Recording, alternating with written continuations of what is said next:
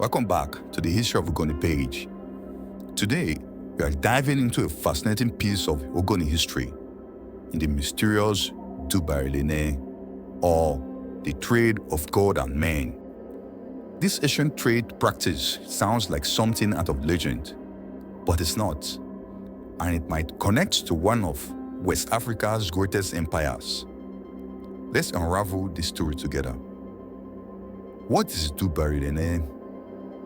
Imagine a marketplace where traders never see each other. Goods are left, taken, and exchanged in complete silence, guided by trust and sacred rules. That's Bari Le Nee, a unique trade system preserved in the oral traditions of the Ogoni people. These stories and testimonies, passed down for centuries, were recorded by historian Sonpie Kpone-Tonwe through interviews with elders like Madame Bari from Tego of Konombowe and Emmanuel Nneka of Wite there in the 1980s. In their testimonies, they describe a market that took place every 5 days. Very early in the morning, traders will leave their goods, like crops or tools, and walk away. A mysterious partner, believed to be God or a supernatural being called Bianwinzoe, will take the goods and leave something in return, like cloth. No one dared to watch the exchange. Why? Because breaking these sacred rules was dangerous. The account speaks of one man who tried spying from a tree. The result, he dried up completely. This secrecy wasn't just superstition, it ensured trust. And the Ogoni even have a saying, "Is this a trade of God and men that there is no seeing face to face?" But with the arrival of colonial powers, this sacred trade system began to collapse, marking the end of an era. Now, here's where it gets mind-blowing. This silent trade, told in Ogoni oral tradition, sounds similar to stories told by the Greek historian Herodotus, written over 2,000 years ago. Quoting from his book, Histories, Book 4, page 196, which is widely regarded as the earliest known account of silent trade.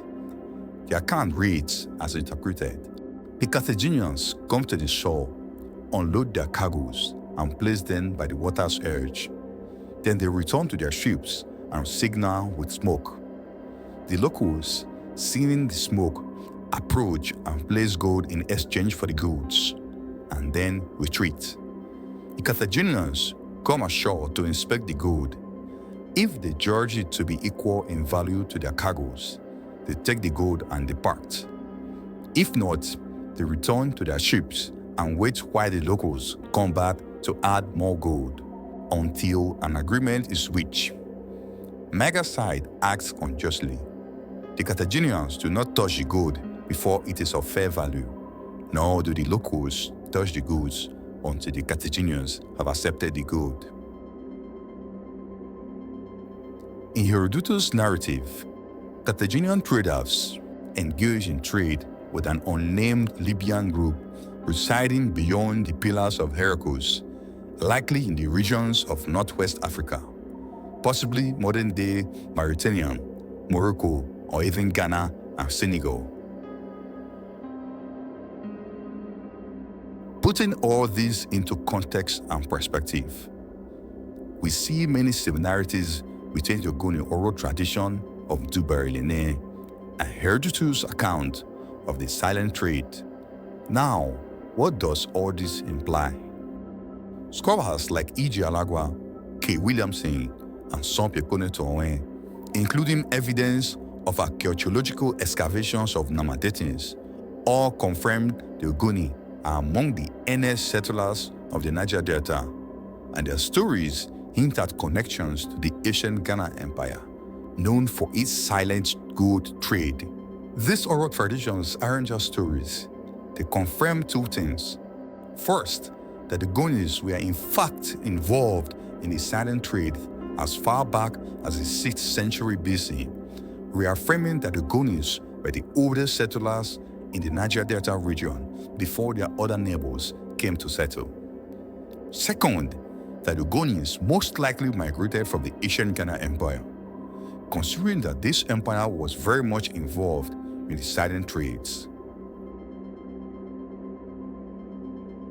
The testimonies of Bari Le Nee is a reminder of how oral traditions can unlock the past, connecting us to ancient words, and that's why preserving these stories matters. These testimonies were gotten from the book, The Culture and the Historical Traditions of the Ogoni of Eastern Niger Delta, Selected Fieldwork Texts by Sonpie Kpone-Tonwe. The book contains interviews and testimonies from kings, chiefs, elders, priests, and custodians of Ogoni land, conducted by Sonpie Kpone-Tonwe in the 70s and 80s. The book was published for researchers. You can send us a DM to get a copy. Comment below your personal thoughts on this matter. And don't forget to like and share this video for other Ogonis to learn. See you in the next.